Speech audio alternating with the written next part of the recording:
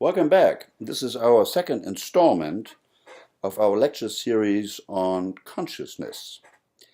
You recall that in our first introduction to consciousness, we made a fairly elaborate case on our stance towards materialism, a one universe without any additional spooky forces. So the task we have is to explain consciousness on a purely material basis.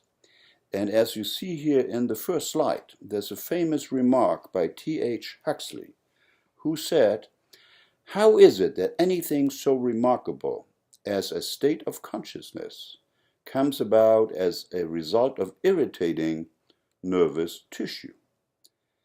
It's just as unaccountable as the appearance of the jinn or genie when Aladdin rubbed his lamp." So Aladdin, of course, uses magic and the genie appears. We do not have that privilege. We cannot appeal to magic forces in explaining consciousness. Rather, we need to stay to the brain, to neurons, and to the domain of physics and chemistry. So here are two slides I will show you from a talk that Max Tegmark gave. Now, Max Tegmark is a physicist at MIT. This talk was not about the brain necessarily or about consciousness, but rather about some very troubling issues in quantum physics. We are not alone in neuroscience in explaining some very strange, counterintuitive findings. They also exist in very simple systems such as a photon being entangled with another photon in another galaxy. So Max Tegmark says there is the no secret source hypothesis. So no additional weird things need to be invoked to account for physical phenomena. We are our particles. Consciousness does not require any secret source. Now, this is a corollary of a pedagogical reality assumption, namely that physical reality must be such that all reasonably informed human observers feel they intuitively understand it. Translation: we may not be able to intuitively understand some of the findings that will emerge when we try to explain consciousness on purely physical terms.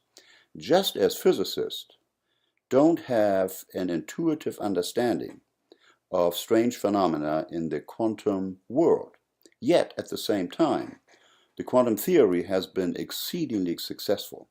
It makes predictions to the nth decimal point which has never been disproven by any experiment on Earth. So the theory is considered to be sound and has never been contradicted by experiment. Yet, some of the results of the theory are such that it blows our intuition, quote unquote, and may point to a lack of capacity of the human mind to visualize certain contingencies. As the human mind has evolved in a three-dimensional space at low speeds in the African savanna, and we are not designed to necessarily be able to visualize or intuitively visualize certain things that occur in nature. So with this proviso in introduction, again, limiting us to non-metaphysical approaches to consciousness, here is a quote by Giulio Tononi. He will make an appearance a number of times during our lecture series. He's a psychiatrist at the University of Wisconsin. He made an appearance before when we talked about sleep. He's a well-known sleep researcher. But he also developed a theory of consciousness to which we get back later in great detail. He says, everybody knows what consciousness is. It is what vanishes every night when we fall into dreamless sleep and reappears when we wake up or when we dream. Thus, consciousness is synonymous with experience, any experience, of shapes or sounds, thoughts or emotions about the world or about the self. So this is a very comprehensive definition because it talks to two items. Number one, the issue of being aware and being awake, being alert rather than unconscious or in dreamless sleep, and it speaks to the content of consciousness. It can be anything: shapes, sounds, experiences, feelings, and so on and so forth. Now, once philosophers get involved and theorists, consciousness turns into a real morass of different definitions. So there's the famous easy and hard problem of consciousness, introduced by the philosopher David Chalmers, who says that it's impossible to ever visualize how Aladdin gets the genie out of the bottle, how a physical object as the brain can produce apparently non-physical phenomena. Then there is awareness, of course, as opposed to not being aware of something. So that's what happens in anesthesia when your awareness is shut down. Then we have phenomenal consciousness versus access consciousness, and it gets more arcane as we go on. So I like Tononi's definition. It is that which appears when we emerge from dreamless sleep, or, as we will see, from complete anesthesia.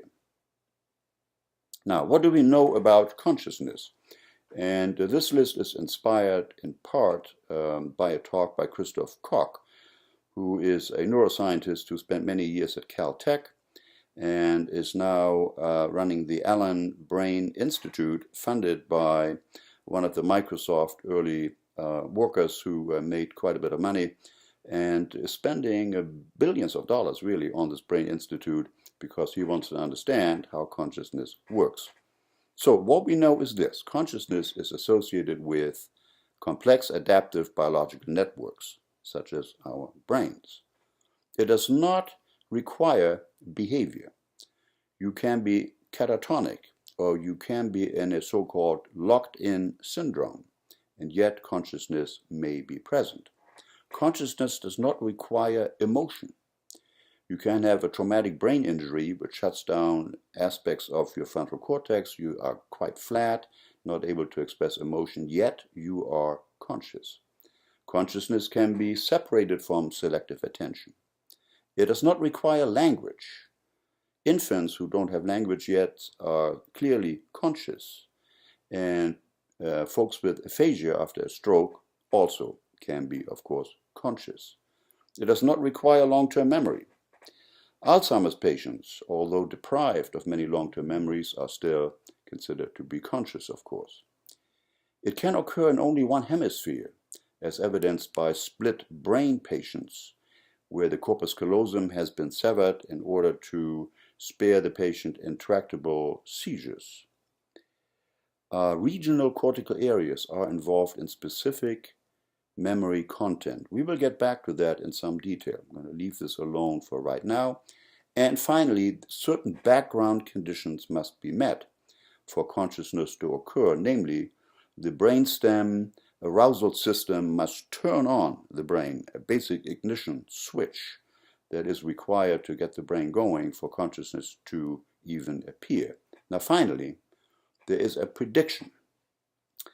And here I combine two aspects, one from the troubles in quantum mechanics and the troubles in understanding consciousness, namely, whenever we go beyond the human scale, in physics that would be relativity or quantum theory, and in neuroscience it would be the vast nonlinear interactions of trillions of synapses, which create an incredibly hyperdimensional space.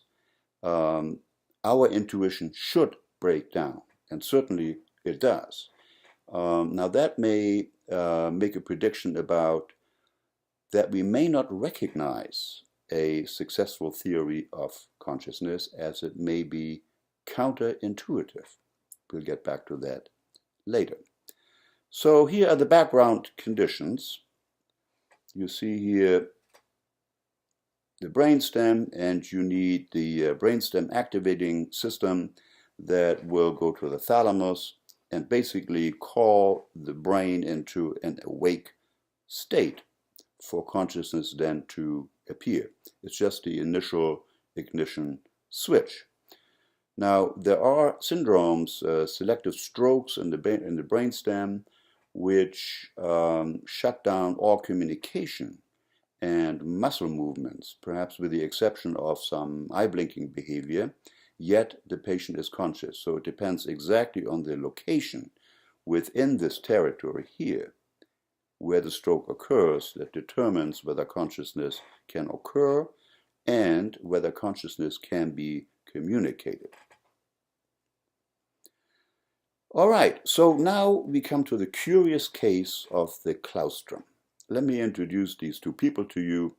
On the right-hand side, you have Francis Crick. Now, he, in the 1950s, with Watson, discovered the structure of DNA. Eventually, he left the field of molecular biology, came to Southern California, joined the Scripps Institute in San Diego, and started thinking about consciousness. So did Christoph Koch. He's from Europe. He gives some very nice talks on YouTube. These two guys have worked together for a long time. And the last paper that Francis Crick ever wrote on his deathbed is the paper that is here in red italics. You can click on it and look at this paper. And it proposes a theory involving the so-called claustrum. Now, where is the claustrum? If you make cuts through the brain at this level, you can see there is a structure here, kind of adjacent to the insula and a neighbor of the amygdala and the pallidum and the caudate nucleus.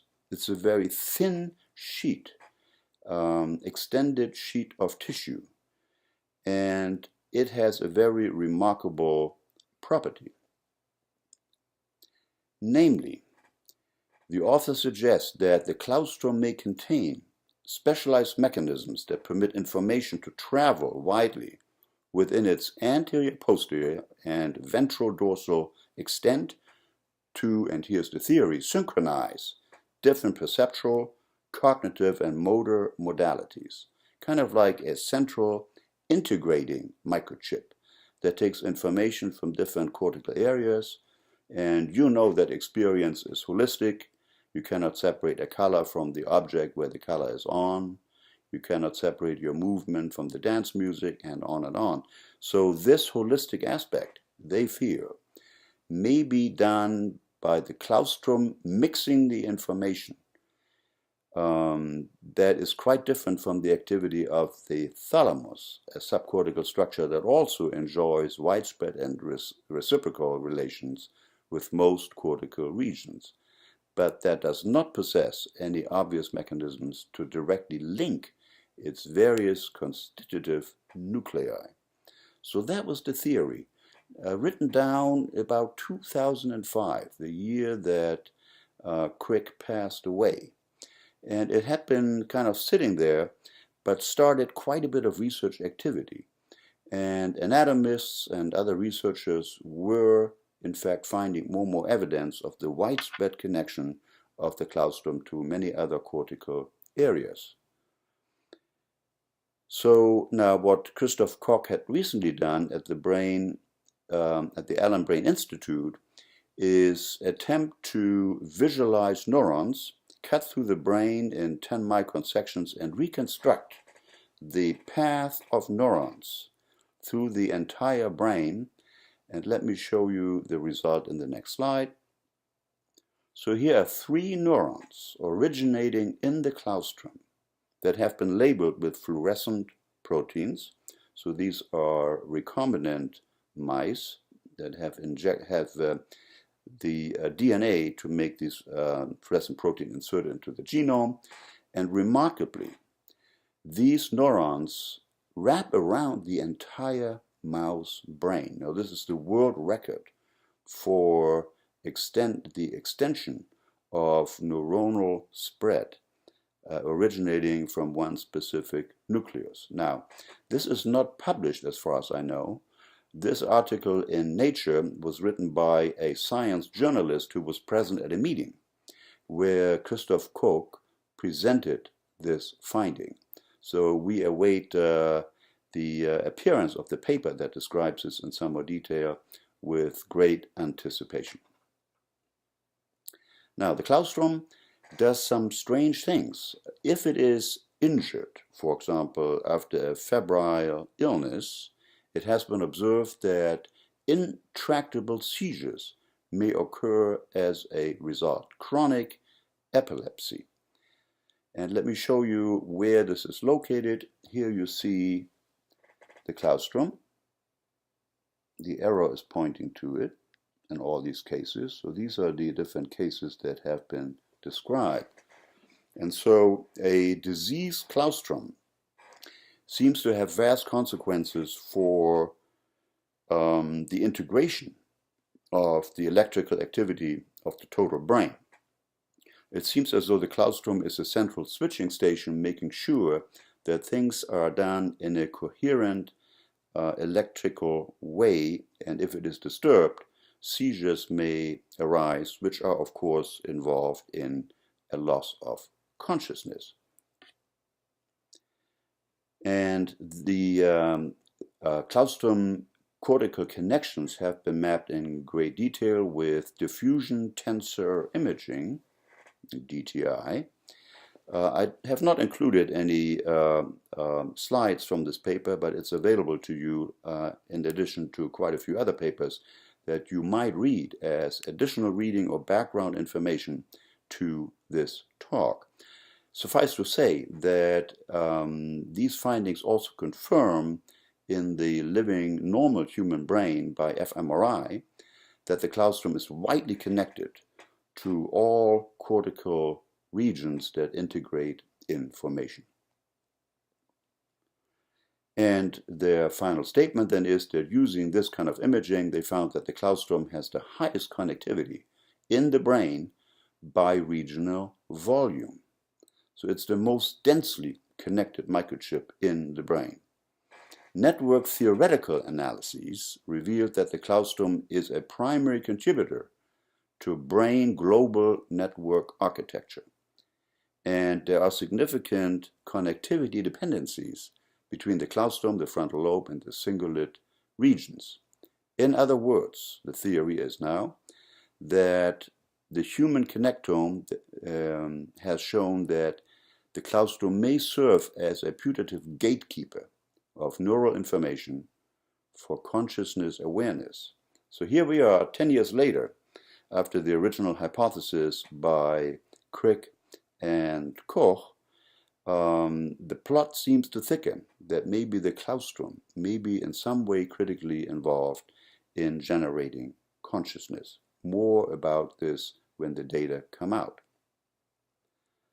Now, a curious case occurred when a neurosurgeon placed an electrode in a patient with epilepsy to record from the brain itself to locate an epileptic focus. And what they found is in a 54-year-old woman with intractable epilepsy, a depth electrode disrupted consciousness acutely, totally. This electrode was placed between the left claustrum and the anterior dorsal insula. Let me show you where this was located. So here you have the red circle where the electrode was placed, and this of course is the area of the claustrum. So the clinical finding was the following. Stimulation of this electrode reproducibly resulted in a complete arrest of volitional behavior, non-responsiveness, and amnesia without negative motor symptoms or mere aphasia. The disruption of consciousness did not outlast the stimulation and occurred without any epileptiform discharges. So then, the findings suggest that the left claustrum anterior insula is an important part of a network that subserves consciousness, and that disruption of consciousness is related to increased EEG signal synchrony within frontal parietal networks. So far, the claustrum. Let's now move on to the cortex at large. This is the cortex. In the last few years, we have identified more and more specific areas in the cortex. Parcellation of the cortex. This is a famous paper that appeared in Nature in 2016, which identified now maybe 200 or so distinct cortical areas in the cortex that have functional, anatomical, connectivity properties that differentiate them from their next neighbor. So there is a lot of parcellation going on, and of course we must assume that these different areas talk to each other. We know that the input from the periphery, from the sensory input, only is probably 10%, 20% of the fiber bundles that are in the brain. The majority of the connections are either back connections, going back to sensory input, or intracortical connections, which allow different cortical areas to communicate with each other and influence each other. So the brain has channels that connect to the outside world, but then it has a huge number of connectivity within itself in order to process the information and engage in activities perhaps such as building a model of the world to compare with sensory input. So here then are the 6 layers of cortex. You have to imagine the cortex is about 1 to 3, maybe 4 millimeters thick, on average 2.5 millimeters. And in these 2.5 millimeters we accommodate these 6 layers. You see all the different cell types here. We will not get into any details right now, but there is a connection, of course, to a number of brain areas here, such as the hippocampal area, different structures here that are involved and connect to this very densely packed microchip. You have to imagine that most connections in this microchips are lateral or back propagation. So once sensory signals have arrived, the brain goes to work in a feed forward but also feed backward way to make sense of the incoming information.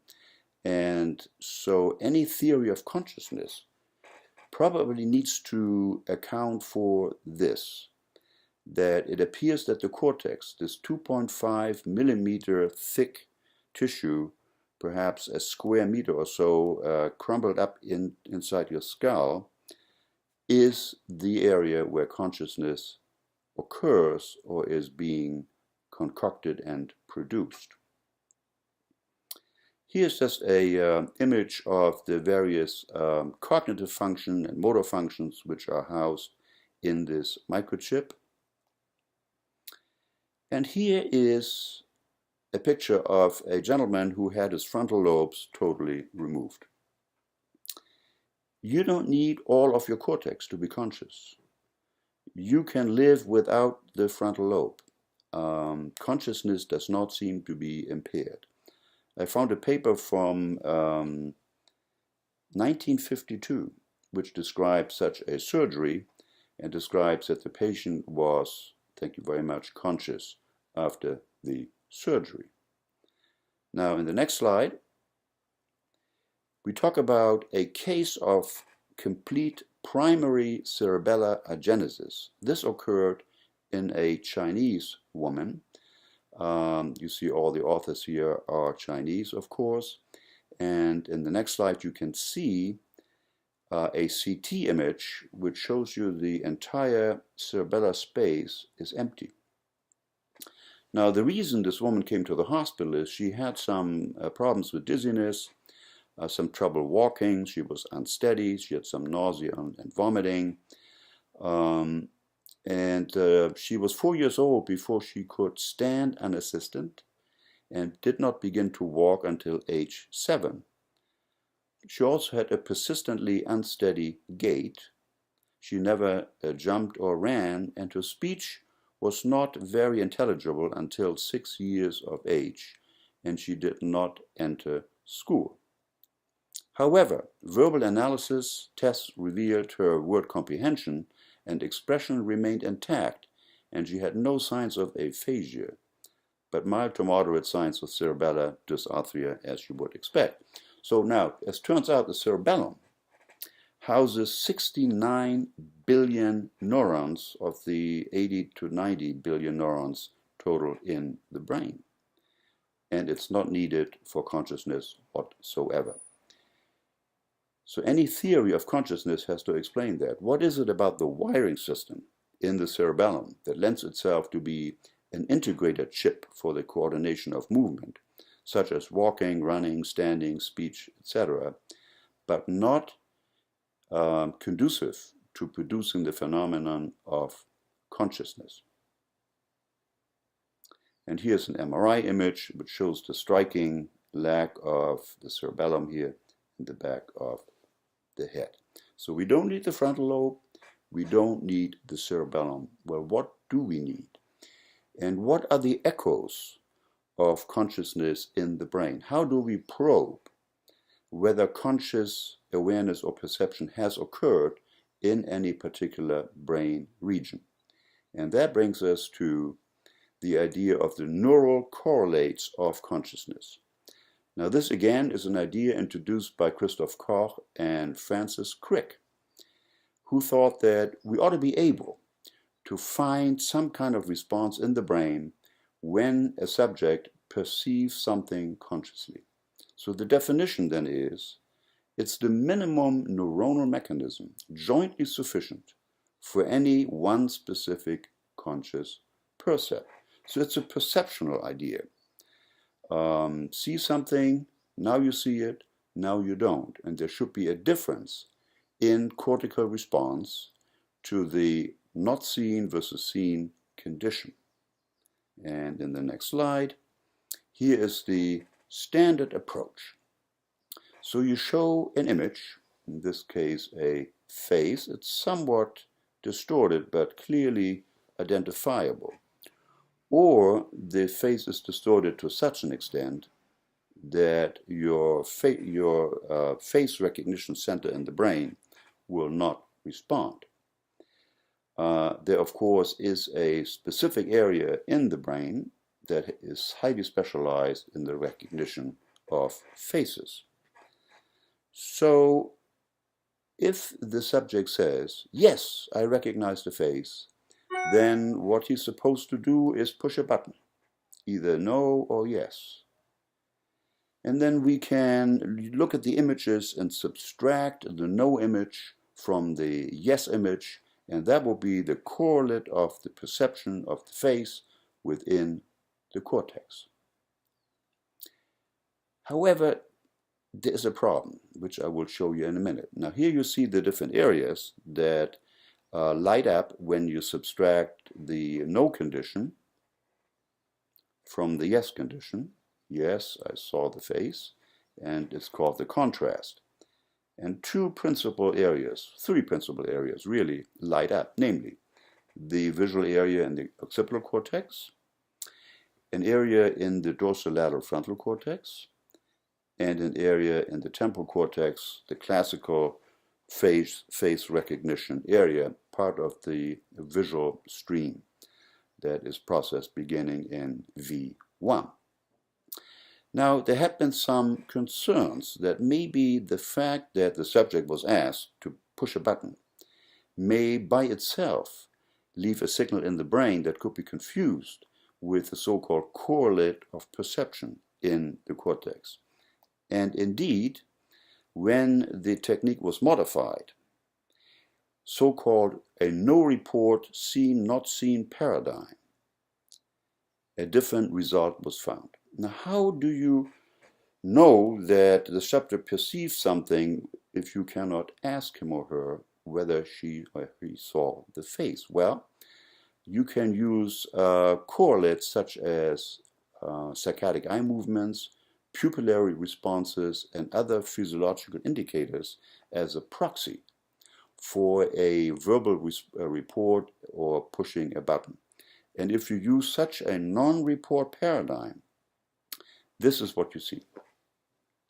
The contrast is entirely in the back region of the head, and Christoph Koch calls this the Posterior Hot Zone. So the hot areas for perception or consciousness, the conscious perception occurs in the back of the head rather than in the frontal lobe. This is an area of controversy. Other people don't like this result and believe that frontal areas need to be involved in conscious perception. This case, of course, will be settled in the Supreme Court of Science after some additional litigation. But it appears that the non-report paradigm seems to be more clean and accurate when looking for the conscious from the neuronal consciousness, neuronal correlates, of consciousness. So here are the key references that will be available under our presentation page. You can click on those and the relevant PDF files will pop up. All right, so this is one approach to look for differences in cortical activity in response to a perceived or non-perceived stimulus, neural correlates of consciousness. Here's another approach, and it's quite obvious. How about anesthesia? We know when the anesthesiologist puts you out, you are unconscious. And when the anesthesia wears off, consciousness slowly returns. And this paradigm has been exploited quite a bit to probe the brain's response to anesthesia and the recurrence of consciousness when anesthesia wears off. And what is found is typically that the thalamus is really a hot zone. If the thalamus is cooled down in anesthesia, consciousness stops. Thalamus serves as a consciousness switch in humans, and perhaps other midline structures are involved as well. There are several thalamic nuclei which may be involved in some differentiated way, but we will not get into this discussion at this time. Now, how about other cortical areas? So propofol is a very famous short-term anesthetic. It is the drug that killed Michael Jackson, by the way. He received propofol in his home because of chronic insomnia. Propofol should never be administered outside of a hospital or clinical setting where an anesthesiologist is on standby. And what these studies show is the following. When anesthesia occurs in response to propofol, slow oscillations in the brain become prominent. And you see this here, a sudden increase in power, or here, a very slow 1 hertz or less of widespread oscillation in the brain. The brain likes alpha waves, maybe 10 hertz to 15 hertz, up to gamma, 40 to 60 or higher hertz, but 1 hertz is just too slow to do any business.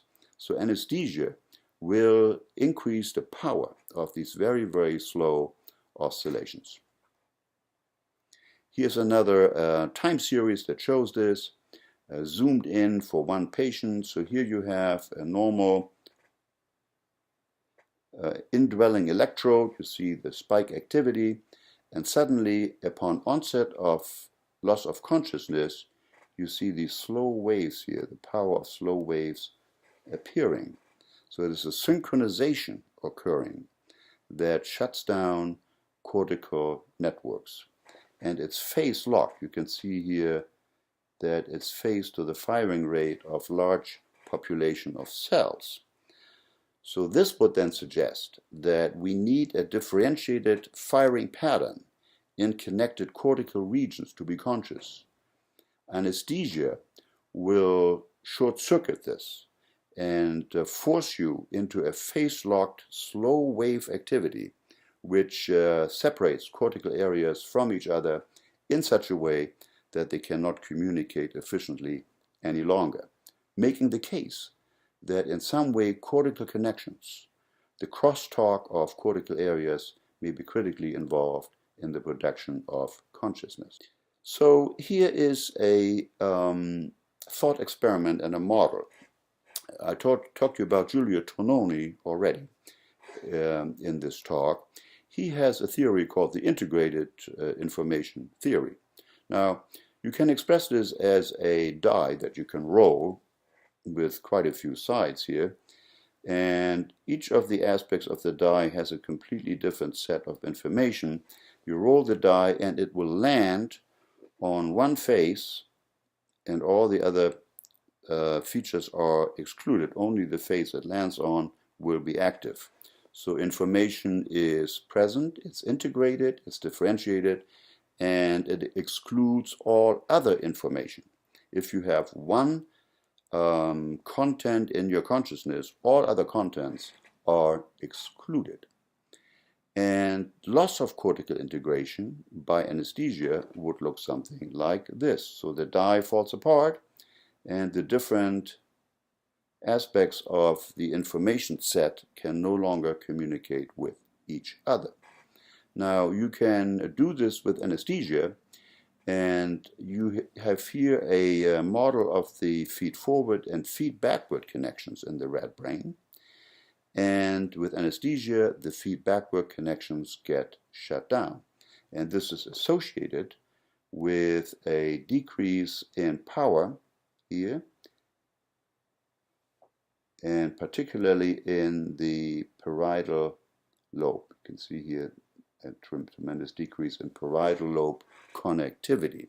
Again, making the case that integrated information encompassing various brain regions present at the same time and interacting with each other in an integrated way is required for consciousness to occur.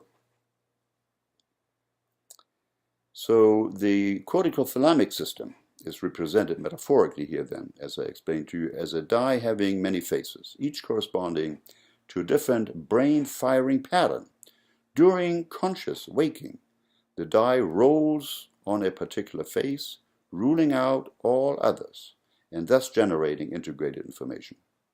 If integration is lost, as in anesthesia or non-REM deep sleep, the die disintegrates into many two-phased dies, each generating one bit of information, not enough to make you consciously aware. And here's another picture showing the same finding. And we now go to sleep. Sleep, non-REM sleep. And we go to a technique called probe of cortical integration, or perturbation of cortical information content. And this idea was also produced by Giulio Tononi in association with Marcello Massimi, who came up, I believe, with the technique.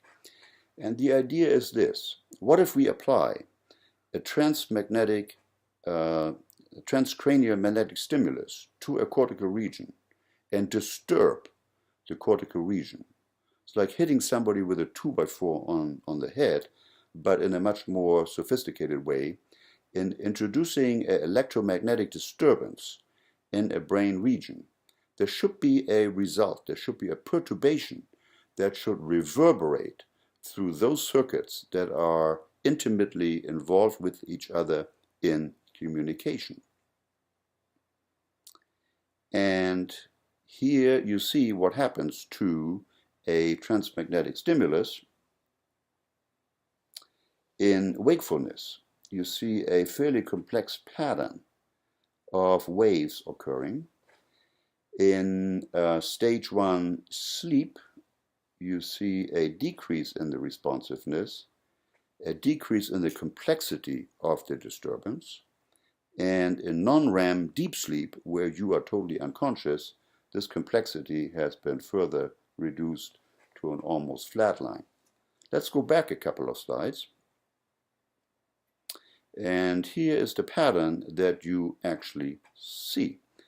In the awake case, you see after transmagnetic stimulation a pattern of disturbances that migrates to various brain regions as the milliseconds tick by. So a number of cortical areas get disturbed in response to the initial target area being hit with the disturbance in the field. Now, when you are asleep, this does not occur. Here is the original disturbance, and then it kind of shuts down and gets frozen in one specific region, indicating that this could be a probe to see how well are different brain areas communicating in different states of consciousness, such as under anesthesia, or such as in REM sleep, or in, for example, vegetative states or minimally conscious states, or even the locked-in syndrome. And Dr. Massimini is now involved in a major study on studying all these conditions in developing a score of PCI, Perturbation Complexity Index, that allows us to make a prediction whether a person is conscious or not, even in the absence of any communication such as the locked-in syndrome. Okay, so here again is a demonstration of the response to TMS and wakefulness, and you see in the movie here how the perturbation migrates through various cortical areas. And here is the case of non-REM deep sleep, and you see there's a shutdown and a freezing of the response, and adjacent areas to the site of perturbation are not involved. Now, this seemingly simple technique has a very powerful implication, and that is you can do some mathematics on these events. You can study this perturbation and submit it to an algorithm called the zip algorithm. You all know about zip files. Zip files are compression files that are compressed by an algorithm. Now, the algorithm needs to make sure that enough data is preserved in the compression to give a faithful reproduction when the zip file is opened. But significant compression can be achieved. So the more complex the original signal is, the more difficult it is for the zip algorithm to compress the signal. The simpler the original signal is, the more efficient the zip algorithm will be.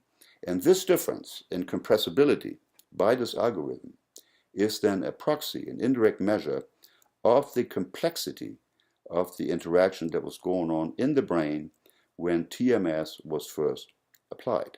We will come back to this when we discuss Tononi's integrated information theory of consciousness.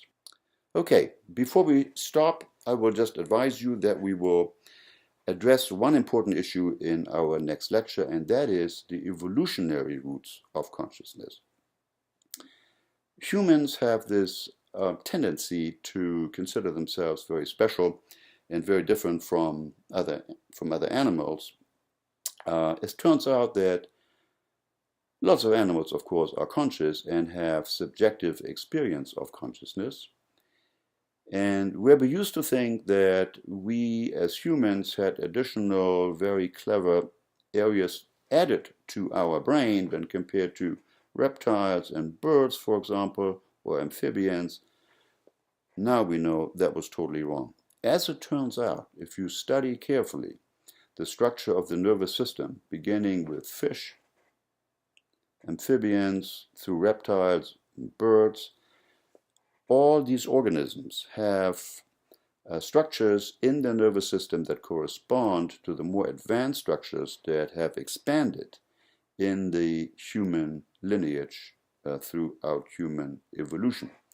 So we can then say that the basic common structure involved in the vertebrate brain in various regions has expanded to accommodate each specific animal need, suggesting that consciousness is widely shared throughout the animal kingdom.